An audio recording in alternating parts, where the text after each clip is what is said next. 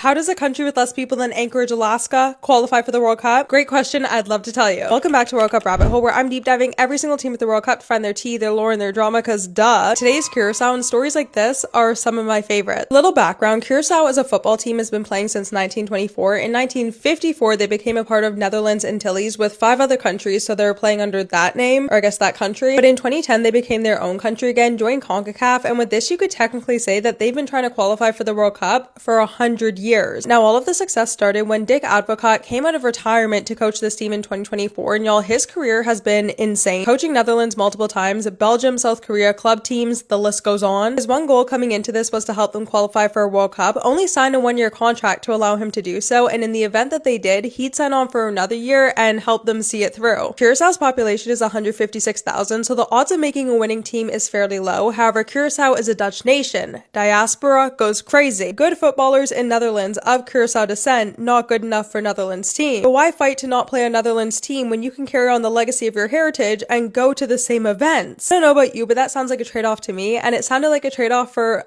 a lot of these players. The way these men talk about this country and the pride that they have, it shows that they're truly playing to represent the country. Don't get it twisted. But on their most recent roster, only one person was born in Curaçao, and that's Tahith Chong, who's Chinese Curaçaoan raised in Netherlands. Just had to put that out there because that is a crazy mix. Back to Dick, assembling and coaching this team was going so well that going into their final qualifier, they were at the top of their group. A winner or draw would make him the oldest person to ever coach at the World Cup. One final accomplishment to watch play out. Before the match, he announced that he would have to miss it due to family reasons. Absolutely tragic, though at this point the team knew what to do. They could win without him. If you have not watched the highlights for this game, which I'm assuming a majority of you haven't, please go and do so. This was insane. Playing against Jamaica, 0-0 draw, both sides had great chances. Final seconds of the game, final seconds of stoppage time, Jamaica is awarded a PK. Everyone's losing their mind. Ref goes to VAR, decides it's actually not a penalty kick. Jamaica's fighting for the rest of the game, but y'all, Curaçao was able to hold them to a draw, finish at the top of their group undefeated,